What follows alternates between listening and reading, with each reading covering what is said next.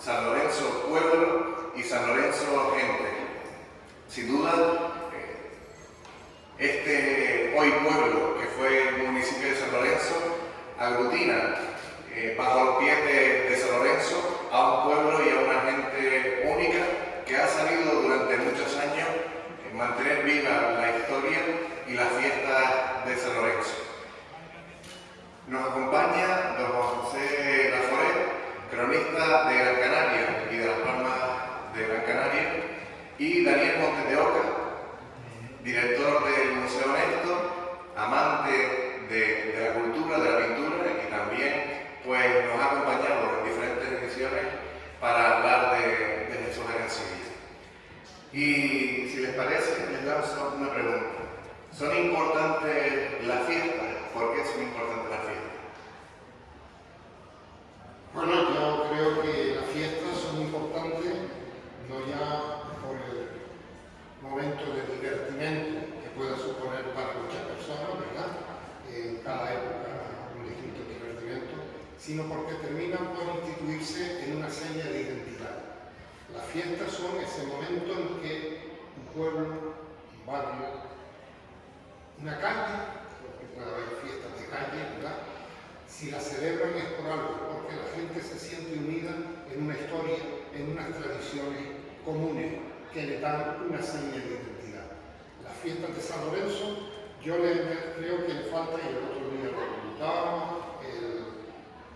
el sobrenombre de histórica. Yo les digo, de modo propio, fiestas mayores. Es algo que tengo metido de siempre. Dentro del municipio de Las Palmas de Gran Canaria están las fiestas fundacionales que marcan el inicio de la historia de la ciudad. Están las fiestas del Puerto de la Luz que marcan esa primera expansión de la ciudad después de siglos. Se tiran las murallas y al calor del puerto que se está creando surge una serie de barrios que van a ser los que propicien esa ampliación costera de la ciudad. Y está San Lorenzo, un municipio que sería integrado en 1939, en 1940, vamos a ponerle fecha y hora exacta, porque todos los procesos se dilatan en el tiempo, sería integrado en la ciudad. Si hay una casualidad, no fue hecho aposta, pero a mí me llama la atención, hasta ese momento Las Palmas de Gran Canaria se llamaba oficialmente Las Palmas.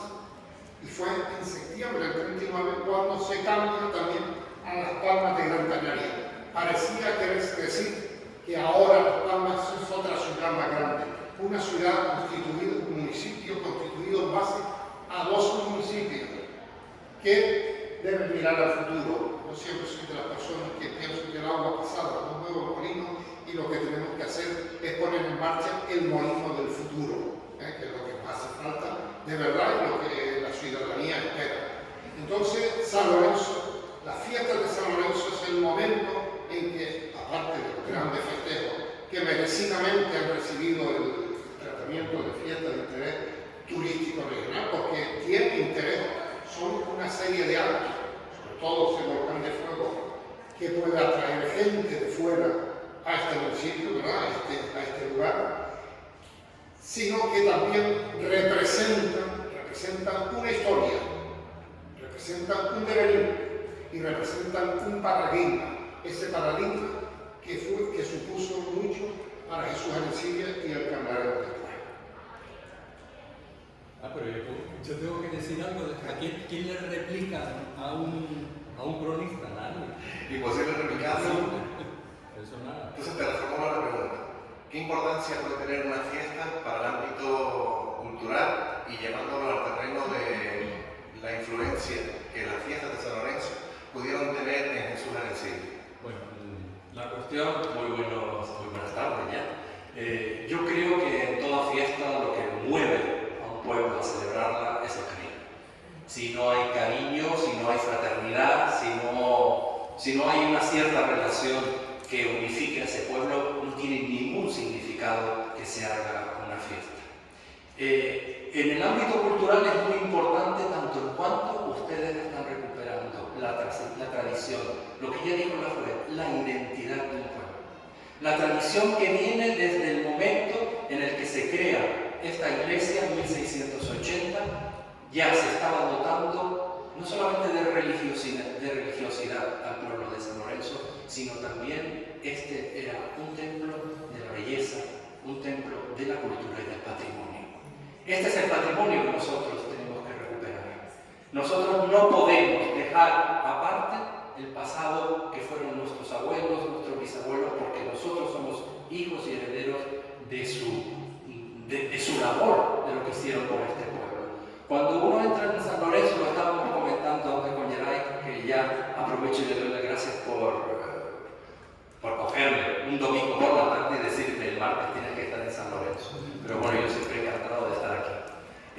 ¿Cómo estamos mirando nuestras casas que construyeron nuestros antepasados para construir edificios que sí, seguramente serán más cómodos, pero que no embellecen para nada? Tenemos que cuidar el paisaje, tenemos que cuidar nuestro patrimonio y nuestras casas antiguas, porque es un testimonio de los que vinieron antes que nosotros y no podemos tirarlos a la basura como si fueran trastos viejos. Eso es lo que siempre quiso mi Néstor Martín Fernández de la Torre, y lo que quiso también Jesús Arencibia, que fue uno de sus grandes seguidores. No podemos dejar nuestra identidad y no podemos dejar a nuestro pueblo abandonado sin el cuidado de su patrimonio. Y eso es lo que hace fiesta, porque una procesión es cultura, va más allá de la religiosidad. Y eso es lo que ustedes tienen que proteger.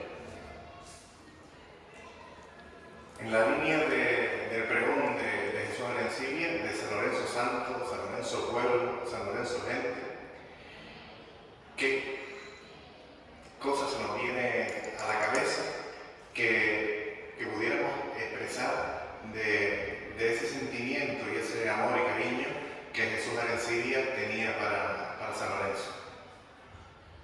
Bueno, yo un poco la iconografía de San Lorenzo se lo voy a dejar a Daniel, ¿verdad? Que es un auténtico experto en ello. A mí lo que me gustaría resaltar es una cosa, voy a comentar la obra de Jesús Arencibia, está más que comentada, que estudiada, pero sí algunos detalles. Y es, por ejemplo, como decía antes, San Lorenzo como paradigma de lo canario, como paradigma de la canariedad, de la esencia que él había percibido desde pequeñito en su casa, en su familia, en el entorno de Tamaracén, de Tenoy, San Lorenzo, ¿verdad? Y que él tiene que ir reflejando en su obra, ¿verdad? Él va bebiendo de distintas fuentes, en la escuela de Luján Pérez, que está redescubriendo el paisaje insular. Cuando él asiste, ya la actual es otra cosa, pero en aquellos años 20, la escuela de Luján Pérez estaba redescubriendo de la mano de personas como, por ejemplo, Domingo Oreste Frailejo, está redescubriendo el paisaje insular. Y San Lorenzo es una parte esencial, es un paradigma cercano, con su valle, sus tradiciones agrarias, sus tradiciones, hasta digamos, de festeras, porque si leemos la prensa del 19, encontramos las peculiaridades de las fiestas de San Lorenzo que eran llamativas en toda la isla. Pero además, hay un libro que recuperó Simón Benítez Padilla, en 1950 se lo regaló una familia de Lanzarote, que se titulaba un manuscrito Gran Canaria a mediados del siglo XIX, y dedica un capítulo a San Lorenzo, y a San Lorenzo como encrucijada en la ruta hacia Artenara, hacia Teror, y así con ello hacia Las Palmas, ¿verdad? Y hace una descripción del entorno. La población yace en un profundo valle rodeado de grandes montañas. En las montañas del norte está un camino que va a dar a Teror. Tiene una ermita muy aseada. O sea, en fin, eso lo pudo haber leído porque estamos hablando de 1950. Estamos hablando de una época que unos pocos años antes él había leído este libro, Estampas de los pueblos de Gran Canaria, Isla Azul, un libro de Pablo Martínez, ¿recuerdan ustedes, profesor? Pues miren, este libro, se lo voy a leer yo, pero se lo enseño primero, hay una dedicatoria. ¿Y qué dice la dedicatoria? A mi ex alumno de religión, Jesús González Arencibia, maestro nacional y en el arte de la pintura, dedica este ejemplar de su modesto libro. También pudo tener referencia a este libro de Isla Azul, ¿verdad? Y en esa época en que él, en 1948, concluye un mural en el aeropuerto de Gran Canaria, que empieza a recuperarse un poco ese papel para el turismo. ¿Y qué es lo que pinta? Pues pinta un lienzo donde aparecen parejas canarias que bailan y en el fondo se aprecia una playa con el faro y el mar. El azul es el color predominante. Poco después se le encarga también el mural del Cabildo, del Salón de Plenos del Cabildo, donde predomina el azul. Fíjense ustedes, y el azul es el mar, porque para Jesús Arencibia, como para los Gran Canarios en general, el mar es parte de la isla, no es un sitio aparte. Y es una mentira que nos han dicho que hemos vivido de espaldas al mar, en absoluto. Nos habremos protegido del mar en muchas ocasiones, pero no hemos vivido de espaldas al mar, ¿verdad? Entonces, él además representa, no hace un retrato como ahora los pintores chinos, que son los mejores retratistas, son fotos, no, él plantea la esencia de paisajes y de personajes. Y aparece otro libro, casualmente en aquellos mismos años, 1950, son una foto con Néstor Álamo y Jesús Juan Rodríguez Oreste y Jesús Rodríguez Oreste, y seguro que tuvo que ver con ella. El libro La isla y los demonios, de Carmen Laforet. Y los demonios no son los demonios como en la iglesia del demonio, por decir, no. Y habla de esos demonios que son esos personajes, esos ambientes que pueblan nuestra mente, que nos hacen ver las cosas de determinada manera, que influyen en nuestra vida. Pues también Jesús Arencibia tenía sus demonios y los expresaba en esos personajes como los pinta. Por ejemplo, en Los Olvidados de Colón, no hace una foto de tipo fotomatón de esa máquina que echa de cada uno de ellos. Es el alma de cada uno de esos elementos. Bueno, esto ocurre. ¿Y qué pasa? Porque él tiene la mejor referencia con ellos. Es que quien está con él cuando pinta el salón del Pleno del Cabildo es el arquitecto del Cabildo. El mismo arquitecto que pocos años después Nosotros hace la delegación del gobierno y también encarga unos cuadros que hay, unas pinturas que hay ahí en la delegación del gobierno. ¿Y quién es el arquitecto? El padre de Carmen Laforet. O sea, es como todo un círculo. Pablo Martínez, Simón Benítez Padilla, que rescata en ese momento porque estaba en el Museo Canario, Jesús tenía esa vinculación, todo es un compendio. Entonces, Jesús González Arencibia, que es una mirada universal, y yo tendría otro detalle que descubrir, pero no me atrevo, de Madrid, porque él estuvo mucho en relación con Basquetía.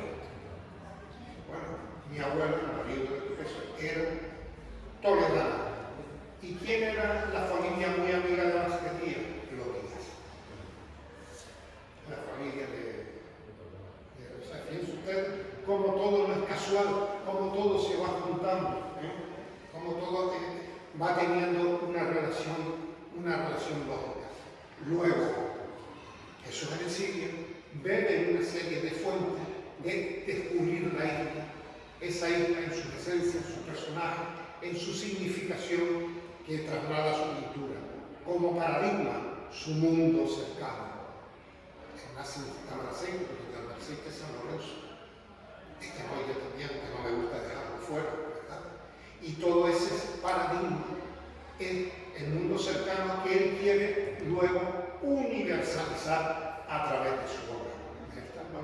Por eso creo que San Lorenzo indudablemente es referencia de una obra que tiene trascendencia universal, que es la de Jesús Arencibia. San Lorenzo Pueblo, San Lorenzo Santo. Bueno, yo me levanto. A mí se me oye bien, además en esta iglesia hay muy buena acústica. Tenemos una pieza magnífica, la de San Lorenzo, uno de los santos más importantes dentro del martiriológico cristiano. ¿Por qué? Porque viene a ser uno de los primeros mártires. Él fallece, martirizado en el año 258 después de Cristo, porque el emperador romano Valeriano persigue a los cristianos en aquel momento, que se reunían en los cementerios. Ahí se reunían los obispos, se reunía el pueblo, y entonces había que acabar con ellos de alguna manera. Y justamente estaba este hombre, cuyo nombre ya lo dice todo. Lorenzo viene del latín Laurentius, que significa laureado. Ya te están diciendo que este hombre ya estaba predestinado, por así decirlo, al martirio. En aquel momento era Papa Sixto II. Fallece, mata al Papa y a los 2 días fallece su diácono. Diácono viene a ser como un ministro de la Iglesia que en este caso, en el caso de Lorenzo, se dedicaba justamente a la economía, al dinero, a administrar ese dinero. Por eso, cuando él es martirizado de Jesús Arencibia, intenta hacer esa pieza que desgraciadamente no se logró porque costaba unas 500.000 pesetas de la época, eso serían 3.000 euros de ahora, y uno ve 3.000 euros y dice, eso no sirve para nada. Claro, 500.000 pesetas de aquella época, estamos hablando de la década de los 60, se podía comprar una casita bien apañadita, por así decirlo. Y claro, él coloca toda esa historia, pero lo más interesante de Jesús Arencibia es que él siempre cambia la iconografía de los santos. Hay una pieza que yo no sé si aparece, Geray, está aquí, en la que aparece con la bandeja Pepito. Bueno, ustedes se acuerdan del Papa Bueno, de Juan 23. Ese hombre, nada más llegar al papado, lo primero que hace es el Concilio Vaticano II. La Iglesia tiene que modernizarse. Y estamos hablando del año 1959. Esta pieza que ven ustedes ahí es de 1955. Esa modernización que quiso darle a la Iglesia el Papa Juan XXIII ya lo había hecho con anterioridad Jesús Arencibia. ¿Se parece eso algo a lo que están viendo ustedes aquí? Porque siempre que se representa a un santo, aparece con la palma si fue martirizado. Pero en este caso, como él lo quemaron en la parrilla, aparece siempre con la parrilla. Pero si uno que no sabe nada ve esto, no sabe, no lo identifica con San Lorenzo, porque no está ni la palma del martillo, ni está tampoco la parrilla que lo identifica. ¿Cómo sabemos que es San Lorenzo? Si se dan cuenta, cada vez que vean una pieza de Jesús Arencibia y miren sus caras, son gente del pueblo. Gente como ustedes, que él retrataba. De hecho, Chona la Negra era una de sus musas y esa señora era una señora que venía del pueblo. Él retrataba a esos personajes que él veía en su día a día y se autorretrataba en muchas de sus piezas. De hecho, ahí está también autorretratado, porque él quería, como hijo de ese pueblo, quería participar también de esa tradición. Pues justamente aparece con una gran bandeja, que esa bandeja eran las que se llamaban bandejas petitorias. Servían para pedir. Era donde los peregrinos dejaban su pequeña aportación para el cuidado del culto, de la iglesia, etcétera, etcétera. Por regla general, esas bandejas se hacían en cobre, en latón, en bronce, pero las iglesias más ricas las hacían en plata. Pero él la coloca justamente, posiblemente, o de bronce o de latón, con ese color dorado. ¿Por qué? ¿Por qué el dorado y no la plata? Porque los que nos dedicamos a esto vemos donde la gente no ve. Por eso nos llaman simbolistas, porque todo pintor está poniendo un código que nosotros tenemos que desentrañar para ver qué es lo que nos quiere decir. Si eso hubiera sido de plata, tendría una vinculación con la luna, que es lo femenino. Pero en este caso, el oro está vinculado con el sol, con lo masculino. De hecho, cuando se representan ciertas representaciones de la Virgen, aparece la media luna, pero también aparece el sol, porque es una representación de los dos que unifica. Pues él coloca esa iglesia triunfante a pesar de su pobreza, porque lo que él quiere decir con esa bandeja: yo no quiero bienes materiales, sino que con esto que yo consigo, con el dinero que yo consigo, lo que estoy haciendo es ayudando a mis feligreses, a los pobres. Y hay una parábola en la que él explicaba que cuando Valerio, que es cuando se coge los nervios y le dice hasta hay que quitárselo de encima, le pide que le dé las riquezas de la iglesia. Y él aparece con leprosos, lisiados, los más pobres. Digo, esta es la riqueza de la iglesia, porque les he dado todo lo que teníamos de dinero, de joyas y etcétera, para poder sustentarlos. Y entonces hay un dato, porque a Jesús Arencilla hay que buscar más allá. ¿Se dan cuenta que están los dedos formando una V al revés, invertida? Eso es un triángulo. ¿Qué podemos nosotros? Ustedes lo ven y nada más que verán dos dedos, pero nosotros vemos más allá del cuadro. ¿Qué nos está hablando al hacer esto? Esto es un símbolo que es el ojo de Dios que todo lo ve, que aparece representado sobre todo en los retablos, muchas veces en el ático, que es la parte alta, aparece el ojo de Dios porque es el que nos está mirando, siempre nos está escrutando, por así decirlo. Entonces, al formar eso, está haciendo una relación también a la Santísima Trinidad.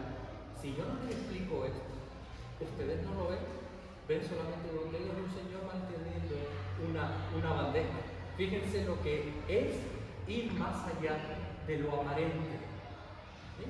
El artista está dotando de otro carácter, pero que desgraciadamente tenemos que ser o demasiado cultos o demasiado avispados para darnos cuenta. Siempre tiene que haber alguien que nos explique el porqué de todas estas obras.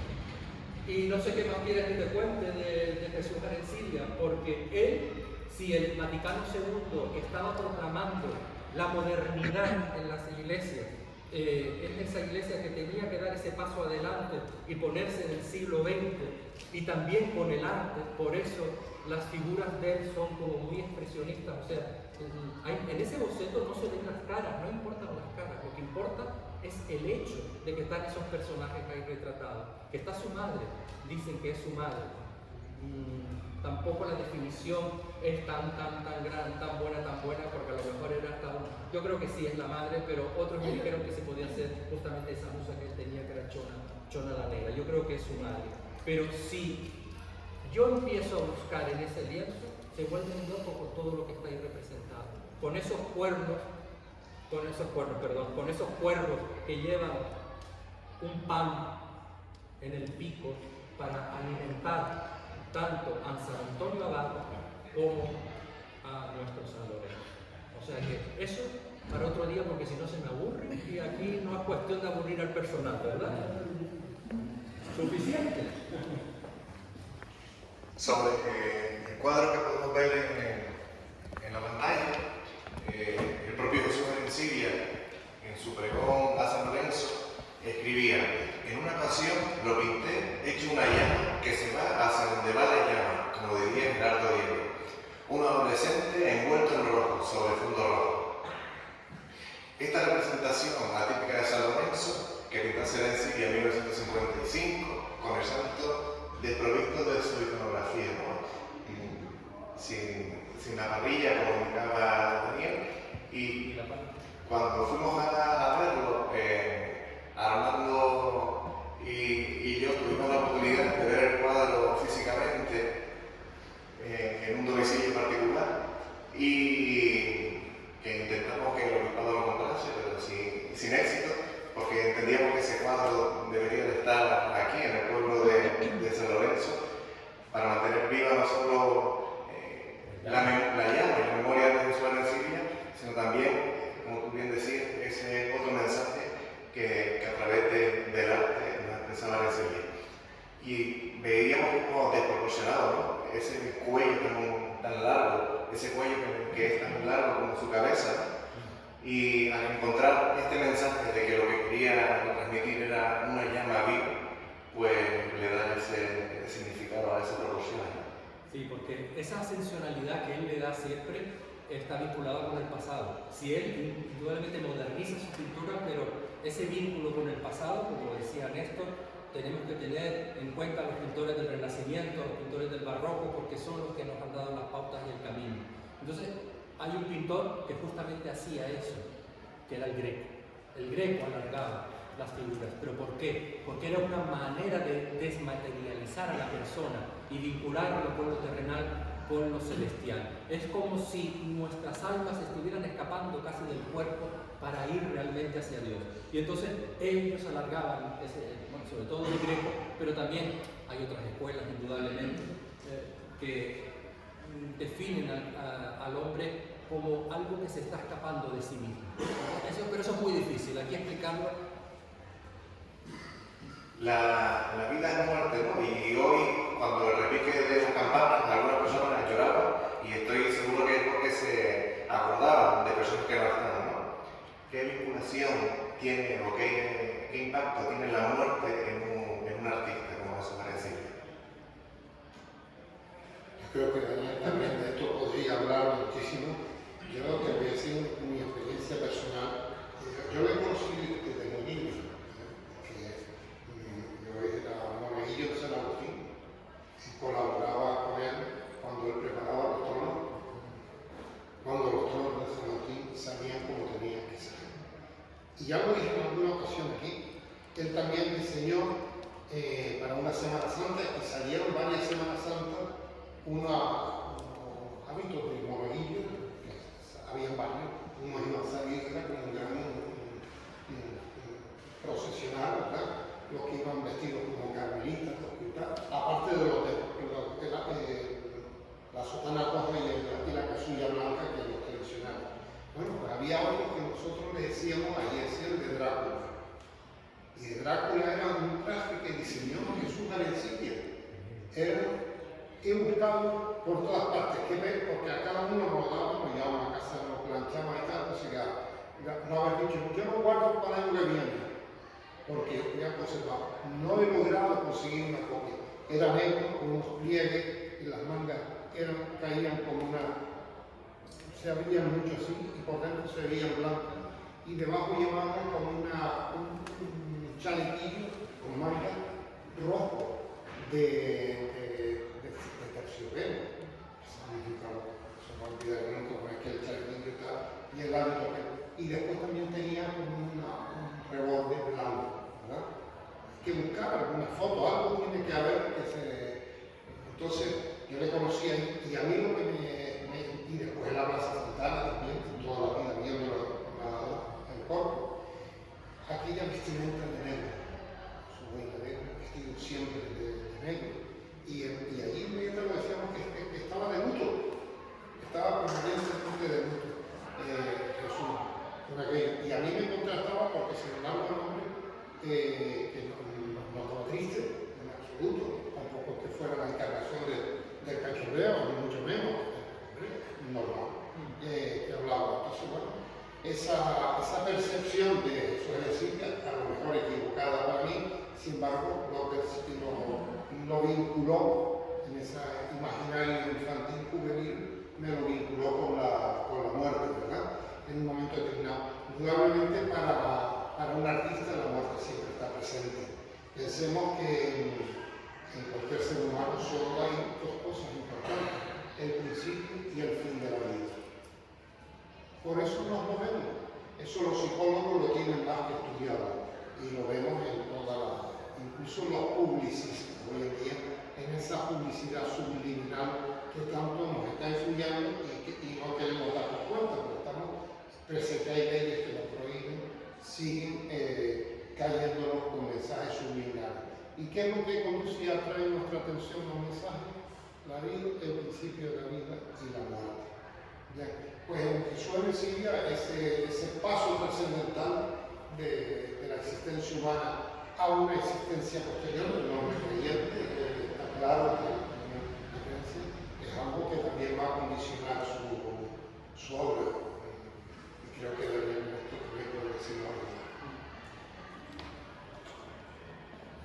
La muerte de su madre supuso para él un durísimo trago que le costó superarlo mucho.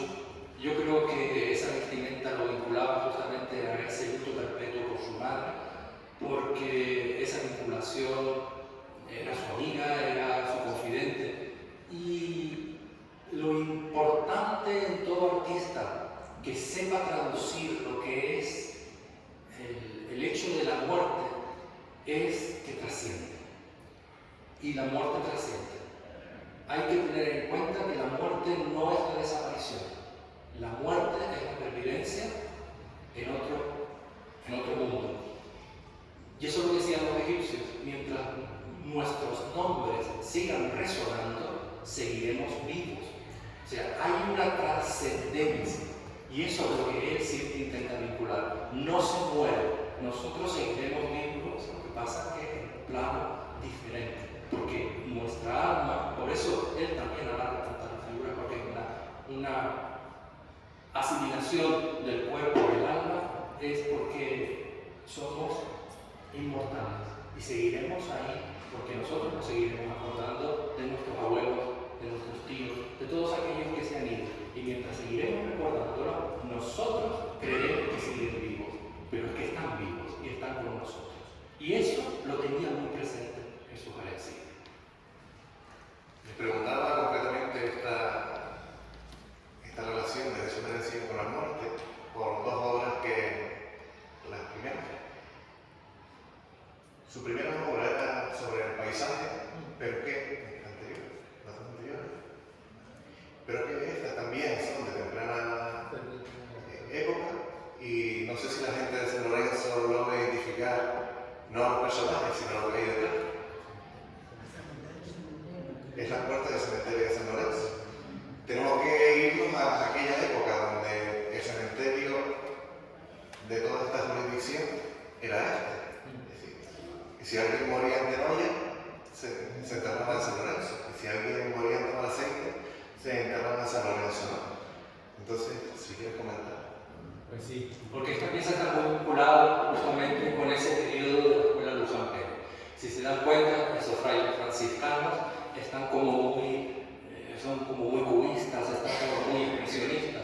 Lo que interesa en este caso es justamente la deformación que hace. Miren cómo está casi deformado, montando, haciendo como una especie de rombo ese cementerio en el que se ven las crucecitas siempre humildes.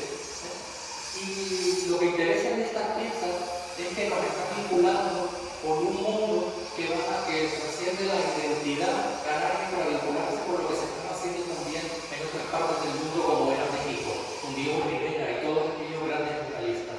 Y la suerte que tuvo Jesús Arencibia, que estudió con dos grandes muralistas, con Stokes Viciano y con Vázquez Díaz. Y de ahí están recogiendo todo ese pozo de espiritualidad y también de expresión. Es una pieza bastante interesante dentro de la producción de Arencibia, tanto en cuanto está mostrando la modernidad en la que se movía en la década de los 30. Pero San Lorenzo Pueblo no solo aparece en esta imagen, también en la siguiente podemos volver a ver el cementerio. Detrás de la mujer vemos la puerta de entrada del pico, no sé si logra identificarlo, y de fondo el logo de la montaña de San Gregorio. Esa definición, y fíjate que casualmente este libro que le he traído tiene un índice al final y pone 22 pueblos. El último de ellos es San Lorenzo. El libro está escrito en 1936-37. Luego todavía está con eso. Y esto, como estoy convencido, Jesús lo leyó, lo bebió como agua, dice: este caserío primitivo es una viñeta que adorna escondida estos campos cercanos a la espalda, porque conservan toda su vetusta apariencia campesina, estando tan próximo a la capital. Hasta las mismas vías de comunicación parece que lo dejan oculto entre montañas, como recuerdo vivo de un auténtico pueblo canario, resguardándolo de la epidemia de asfalto que parecen contraer las poblaciones aún a costa de la muy. Yo creo que si miramos ese paisaje, es lo que estamos leyendo, es un lugar oculto entre paisaje, y la muerte al final, ¿qué es? Es la esencia de un lugar sin cementerio, sin muerte, no tiene esencia. es el devenir, es el pasado, al que ha llegado, del que provenimos, ¿verdad? Y bueno, pues yo estaba mirando eso y me acordé y digo, pues si es lo que estoy leyendo en este momento, ¿eh? O sea, que todo tiene una vinculación y Jesús pues va leyendo de aquí, de allá, viendo también a mí aquella figura Fray Luna me recuerda mucho a Fray Lesco. Están un poco en la estética de lo que Fray Lesco habló, conoció él mucho a Fray Lesco, no lo sé. No sé quién pudiera saberlo, no sabemos, pero si estaba en la escuela de Juan Pérez, tuvo que conocerlo y escucharlo, por lo menos las referencias. ¿Por qué se puso él ese seudónimo? Tampoco gratuito, porque yo no me he puesto Fray Domingo, si se lo ponen por algo, además teniendo unos apellidos Rodríguez, Doreste Rodríguez. Un poco por ahí, yo quería destacar eso. Aquí sí que puedo yo decir algo. Vamos a ver, es la intención social que tiene también la obra de Arencibia. ¿Esto qué es? Un ataúd, pero miren las dimensiones que tiene el ataúd, que está pintado de blanco. Los que tenemos cierta edad sabemos que esos ataúdes pequeños pintados de blanco eran para los niños. En una sociedad empobrecida, campesina, él está retratando a la gente del pueblo, a la gente que sufre el día a día. Y es importante que quede registrado en una obra pictórica el dolor de una época tan dura como fue aquella, en la que la mortalidad infantil era inmensa, lo recuerdo. Dense cuenta que en este momento, que es una pervivencia desde el siglo XIX, desde la época victoriana, desde que aparece la fotografía, lo primero que se retrata son a los muertos, porque hay una necesidad de que quede un registro de esas personas que estaban vinculadas con nuestro día a día y a los que queríamos, y sobre todo a los niños. Esas fotografías que se llaman post-mortem son muy buscadas, son imposibles casi de encontrar por lo caras que son, y se retrataban a los niños muertos, que en muchas ocasiones se les pintaban los ojos para que pareciera que estuvieran abiertos. Y eso no es porque tenga algo de, no sé cómo decirlo, de trágico, no, era una necesidad de la pervivencia de esas personas que estaban a nuestro alrededor. Por regla general, nunca se acompañaba el muerto hasta el propio cementerio, eso es muy posterior. El árbol del responso, justamente en las Palmas de Gran Canaria, existe tanto en cuanto la gente se paraba, ya fuera su viuda, sus hijos y demás, se paraban en ese árbol del responso donde se le daba el último responso, y ya el enterrador con el párroco se acercaban a hacer el enterramiento, por regla general, pero era una manera profiláctica, por así decirlo. Dense en cuenta que mucha gente moría de tuberculosis, el pueblo era morbo, etcétera, etcétera, y entonces lo que se intentaba es que la gente se contagiara lo menos posible. Entonces todo tiene un significado, pero ese significado hay que explicarlo. Ustedes recuerdan, es un árbol que se llama plumaria, que en las islas se ve mucho, pero que proviene de la zona de Mesoamérica, sobre todo de México. ¿Se acuerdan de las flores de cera? Las flores de cera que huelen, que eran blancas, que se hacían ramos, y esos ramos eran los que se les ponían a los niños pequeños. Antes de la adolescencia siempre se le ponía un ramo. A una prima hermana de mi madre no se le ocurre otra cosa que el día que se casa, se casó con un ramo de plumarias, que es una flor magnífica, como la cera, blanca, y dentro la corola la tiene amarilla. Y había una señora muy mayor en la iglesia, no me olvidaré en la vida, que se acerca y le dijo: hija mía, tu matrimonio está sentenciado, te vas a separar. Dice, porque ¿cómo se te ocurre casarte con un ramo de flores de cera? Que es la vinculación con la muerte. Fíjense lo que son las cosas, ¿no? Claro, yo era niño y yo no lo recuerdo, me lo contó ella y yo me quedé perplejo. Dijo, claro, esa señora lo tenía en su subconsciente. Pues es el subconsciente también de Jesús Arencibia.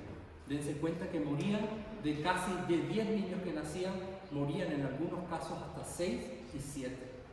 Con lo cual, esa mortalidad que desgraciadamente en ese momento era tan alta, pues aquí él también la intenta. Si se dan cuenta, los personajes son muy cúbicos, expresan un dolor, pero un dolor contenido. No hay alaracas, no, están todos porque no queda otro remedio que estar sumisos ante la muerte.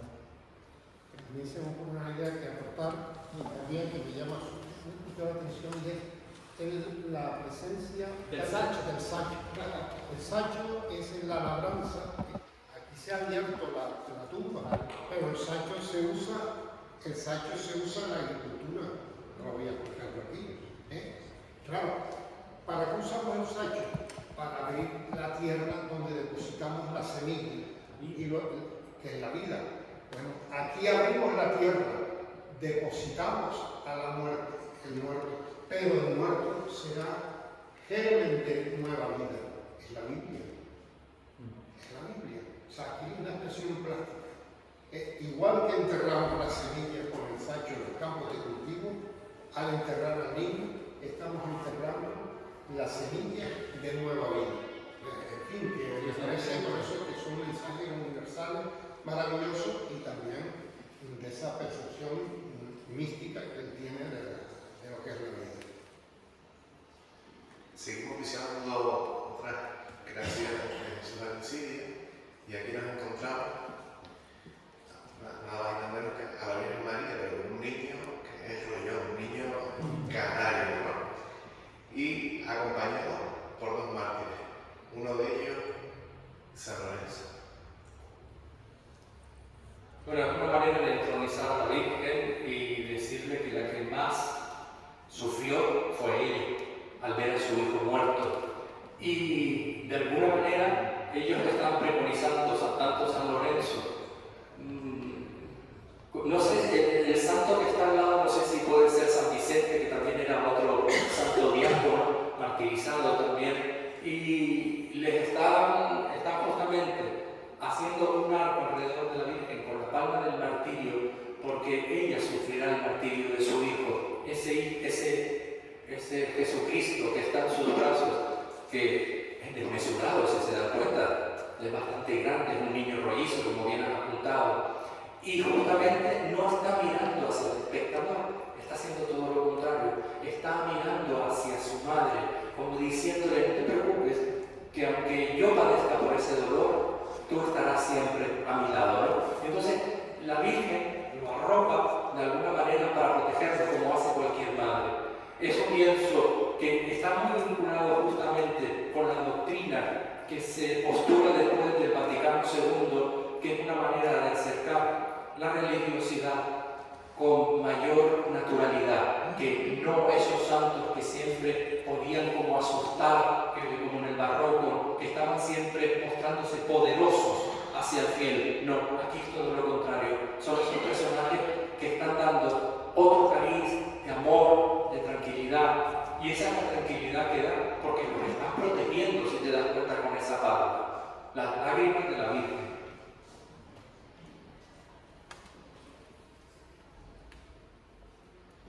La ínsula de Sancho, en la Forêt, ¿qué importancia tiene la literatura en un artista como Jesús Rencilla?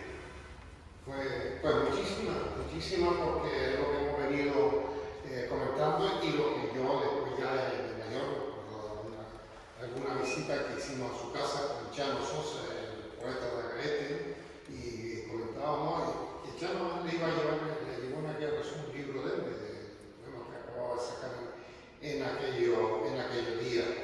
Y claro, antes mencionamos a Pablo Martínez, pero aquí está Don Manuel Socorro, que también eran exquisitos poetas, profesores, igual que él. O sea, es su orbe, su orbe artístico-cultural. ¿Sí? Y él, indudablemente, no es una persona que viva aislada simplemente entre cuatro pinceles, eso no es posible. Es una persona que está bebiendo de fuentes literarias, que participa en la creación también, o por lo menos en la edición de esas fuentes literarias, que posiblemente también la obra de Jesús sugiera un poeta, un escritor, sugiera un poema, sugiera un texto. O sea, que no es solo el pintor que bebe de la literatura, sino la Y ahí hay una iluminación de la portada que me parece también que es reflejo de esto que estoy un poco comentando. Como verán, años 40, 50, 60, es un entorno donde Jesús García no vive aislado, él vive en constante comunicación con la gente que en aquel momento crea obras literarias, indudablemente otros pintores, ¿verdad? Y con incluso pues, arquitectos que están diseñando el paisaje, el nuevo paisaje urbano de la ciudad y en lo cual él quiere colaborar porque no ha dado tiempo, ¿verdad? Pero hemos mencionado el aeropuerto, el Hotel Santa Catarina, la ermita, en fin, estamos hablando de se está rediseñando el paisaje urbano y él quiere colaborar. ¿Por qué quiere colaborar? Porque se siente inmerso en ese paraíso, en ese orbe artístico-cultural de la isla en esos momentos. Como cronista de Gran Canaria, ¿sabría decirnos en qué año estuvo Don Quijote y Sancho Panza en el pueblo de San Lorenzo? Creo que ha estado siempre. ¿Y en qué don Jesús de Sicilia, con lápiz en mano, ilustró este libro que es La Ínsula de Sancho y trajo al pueblo de San Lorenzo a Don Quijote y Sancho Panza? Aquí vemos a Sancho Panza que pues es zarandeado, ¿no? con una sábana, y lo que nos aparece en el fondo es un pórtico que bien nos podría sugerir alguna de las puertas que unen Tamaracente con San Lorenzo en ese camino viejo.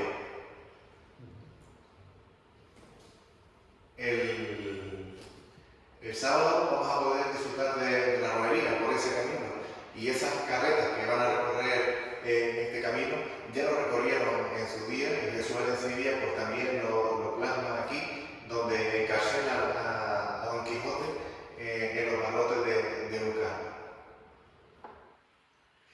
Esta es otra de las imágenes el libro Ínsula de Sancho, del Buen Socorro, y otra de las imágenes, pues esa guirnalda que a él le encantaba como iconografía y que podemos ver los 7 de septiembre en Teror, que también es de base, y a la derecha, pues esa mujer con mantilla acompañando a Sancho. Pero va bajo pálido, ¿y eso qué significa? Que justamente lo que intenta es Sancho, lo que es con respecto al Quijote es la pureza, la sensibilidad, la ignorancia casi, pero una ignorancia inteligente, aunque parezca ahí algo difícil de combinar. Y entonces es lo que está dignificando a la figura de Sancho, a ese pobre hombre del pueblo, y lo están casi dignificando como un santo, por su bondad. Y por eso aparece la copa. Es que además lo que decía antes San Lorenzo como paradigma para él y para muchos otros que han escrito, ¿verdad? Pensemos que cuál era el pueblo de la ínsula Barataria, y eso le llama la posibilidad. ¿Y qué era la ínsula Barataria? Pues lo piensan ustedes que era Nueva York y Brooklyn, era una ínsula, era un pequeño pueblo aislado en medio de la Mancha. Aquella, o podía estar en la Castilla Profunda, ¿verdad? Bueno, aquí San Lorenzo podía ser en Castilla la Vieja, cualquier sitio, ¿verdad? Entonces yo creo que él mismo entiende que esa ínsula Barataria podía ser el lugar como se denominaba antiguamente a San Lorenzo, y que aquí podía haberse dado perfectamente esos dos mismos personajes, por eso estuvieron siempre, que seguro que hubo personajes similares, que seguro que hubo personajes sobre los que se pudo haber escrito una obra literaria. Y aquí está, por eso digo, es el paradigma, pero un paradigma que se universaliza. Y nada menos que se universaliza San Lorenzo en una obra universal como es el Quijote, aunque sea en una recreación de Doloroso.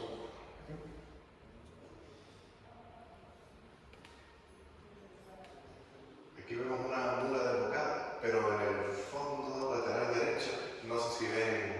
algo identificativo.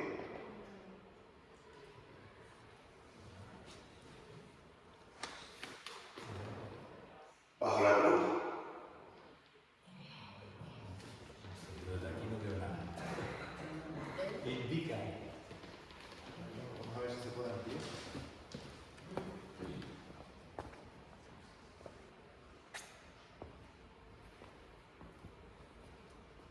No es una puerta cualquiera la de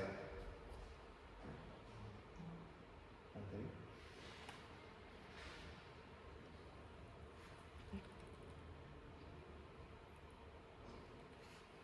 Esta de aquí.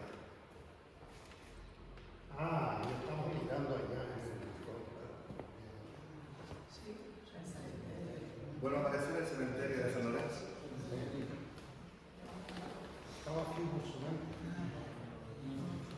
Entonces, Ya se venía acercando a San Lorenzo. Y lo que lo delata es la siguiente imagen.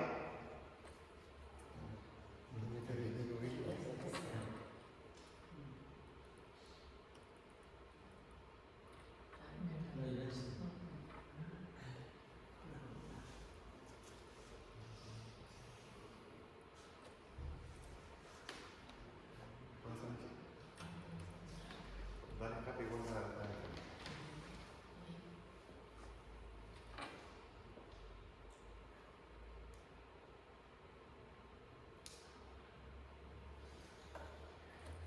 Bueno, simple y llanamente lo que está indicando es el camino de la fe. Por eso está indicando la Iglesia. Es el camino, por así decirlo, de la salvación. Es siempre ese sentimiento místico que hubo en toda la obra de la Encíclica. La cuestión es también es la manera de aunar los sentimientos tanto de Don Quijote como de Sancho Panza. Tienen el último fin, que es justamente llegar a ese camino de salvación que es la fe. En el anterior vemos también un dragón, con lo cual están vinculando a estos personajes que son de la memoria histórica de cualquier pueblo, porque Don Quijote ni Sancho son españoles. Esos personajes están representando a cualquier ser de cualquier parte del mundo, porque siempre habrá un Quijote y porque siempre habrá un Sancho. Entonces, Cervantes lo que hace es trascender la frontera de lo español para que se conviertan en dos personajes que están vinculados a la memoria de todo el mundo. Y entonces, justamente, algo que identifica a nuestra tierra es el dragón, es esa sequedad, esos brazos que están expandiéndose y abriéndose en una sensación de que quieren abrazar, por así decirlo, a lo que les circunda. Y entonces, esto también es una vinculación del mundo de nuestra tierra con lo que hay más allá.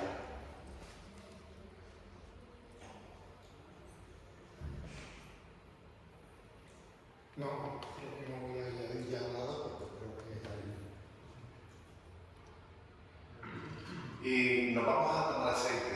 A mí me gustaría destacar que ese espíritu de la encíclica, de alguna manera, la asociación Tassate es lo que quiere potenciar, y es que no haya límites territoriales y que San Lorenzo, tomar aceite de Noailles sean pues una única, ¿no?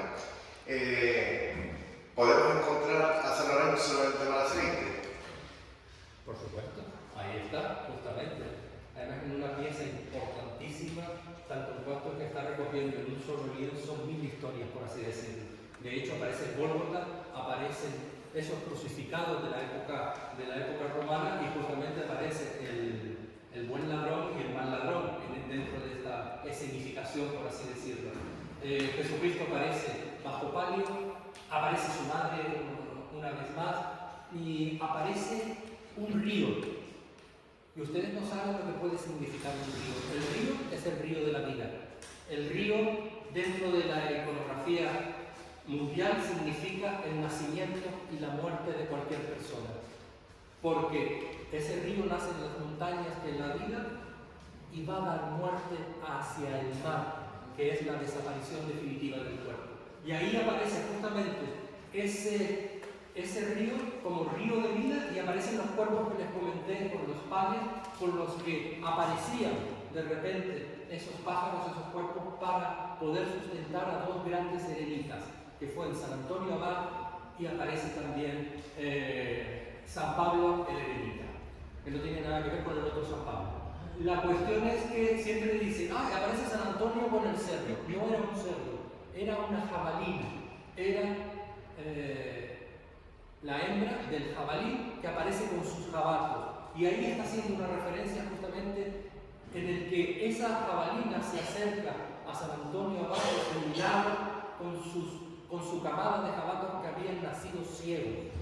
Y se acercan al santo pidiéndole por favor, esa madre transmutada en animal, que por favor que cuide a sus hijos y que les devuelva la vista. San Antonio los cura y por eso aparece siempre esa jabalina al lado con sus jabatos, al lado de la memoria de San Antonio Abad. Es descriptivo porque cuando muere su gran amigo, San Pablo de Eremita, quien ayuda a acabar la tumba del santo son leones y otros animales, entre los que estaba también esa jabalina con sus hijos. ¿Qué es lo que pasa? Por eso San Antonio Abad está vinculado al mundo del animal, de los animales, porque él los protegía y ellos lo ayudaban en cualquier momento. Pero también hay que ir más allá, y es que la historia no solamente está contando una relación con esos animales, está contando una relación de amistad, de la naturaleza. Eso es algo que estamos reivindicando ahora. Nosotros no podemos estar mirando de espaldas a la naturaleza, y es lo que estamos haciendo, desgraciadamente. Estamos destruyendo la mayor gloria de Dios, que es lo que nos dio este mundo, que son sus animales y esa naturaleza. Entonces también tiene un pozo, por así decirlo, Jesús Arencibia, de protección también del paisaje y de la naturaleza de nuestra tierra, que si estamos haciendo todo lo contrario, nos iremos a esa fosa donde vamos a ir porque estamos contaminándolo todo. Entonces, él se adelanta, por así decirlo, también en esa necesidad de protección del mundo que estamos acabando con él. Yo no quiero terminar sin ser un poco polémico con lo que voy a decir. Quizás no sea muy ortodoxo en la propuesta, muchos se horrorizarían, pero ¿qué puede ser? Se ha hecho cosa. Los Olvidados de Colón fue concebido por Jesús Arencibia para las paredes de la ermita de San Antonio Abad, iglesia colombina por antonomasia, de esencia colombina, que parece que se construyó para que Colón pasara por allí camino a América. Pero no se hizo. Al final, por mucho que Morales Padrón batalló por ello, terminaron enmarcados en cuadros y puestos en la casa de Colón. Pero hubiera enriquecido muchísimo el significado y la esencia colombina de la ermita de San Antonio Abad. Él hizo esto. Antes me preguntaba, yo no voy a, tantos años después, a mencionar a nadie ni a culpar a nadie. No se hizo porque no hubo recursos y se acabó, ¿verdad? Pero me pregunto, si tenemos el boceto, los apuntes de qué es lo que quería hacer Jesús Arencibia, ¿por qué no somos valientes hoy en día, técnicos, restauradores, pintores, que son capaces de hacer exactamente eso, fieles a Jesús Arencibia, y tener aquí en la iglesia San Lorenzo el gran mural de Jesús Arencibia? Y siempre será, aunque otro le haya puesto cuántas obras de piano o de orquesta están culminadas por otros músicos y sin embargo son del que las compuso inicialmente, y le han añadido partes que son nuevas. Aquí no van a añadir nada. Aquí piensen ustedes en Jesús Arencibia, que por lo que fuera, por cualquier ciudadano se pudo haber quedado con las manos con calambre que no puede pintar, y alguien pinta por él. Son las manos de Jesús Arencibia, pero la idea es de él. Y yo pienso que San Lorenzo se merece tener ese mural en su lo que costaría hacer eso hoy, pues no lo sé, pero que soñar no está prohibido, y yo, por los sitios que quiero, sueño. Agradecemos que nos acompañe un periodista de la provincia, y ahí tenemos un buen titular, y yo creo que sería algo a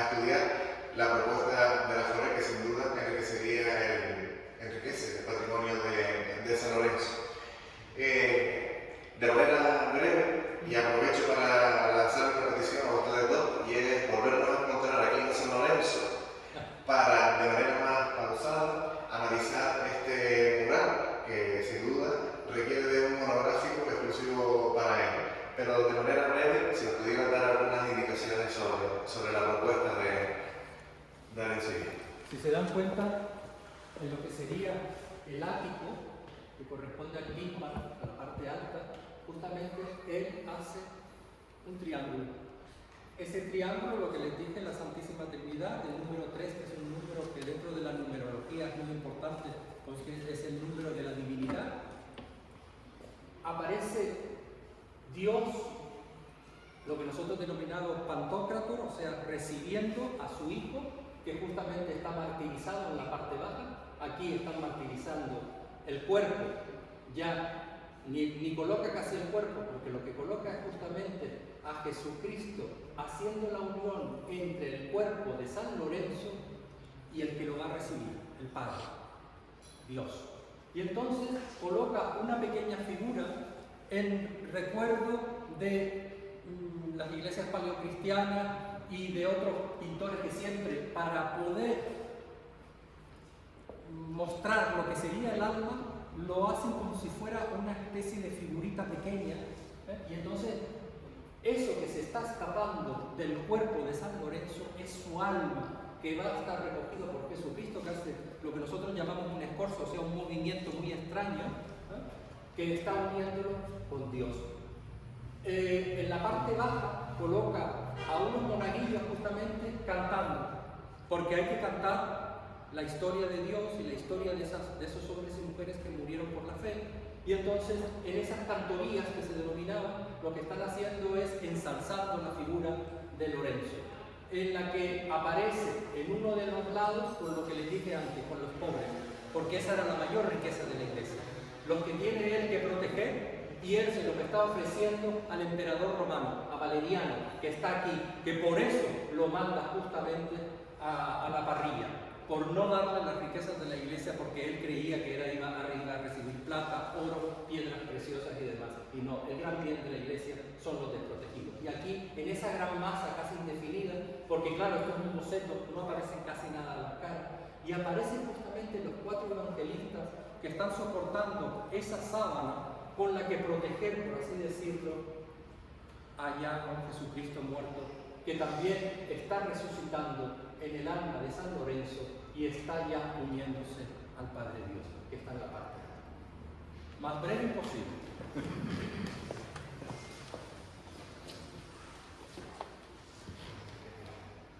Pues sin más, muchísimas gracias. Agradecer a la Comisión de Fiesta de San Lorenzo la oportunidad que nos ha brindado la Sola Santa Sate para poder hacer esta exposición hoy aquí.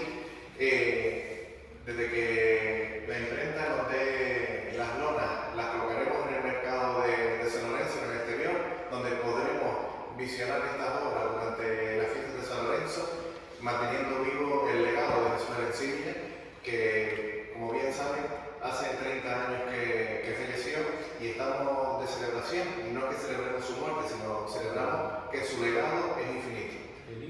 Que vive y que vive todavía en nuestros recuerdos. Gracias a Alfaret y a Daniel, porque con sus aportaciones hacen que Jesús Arencibia siga vivo y que adquiera también un valor importante en el pueblo de San Lorenzo. Muchísimas gracias.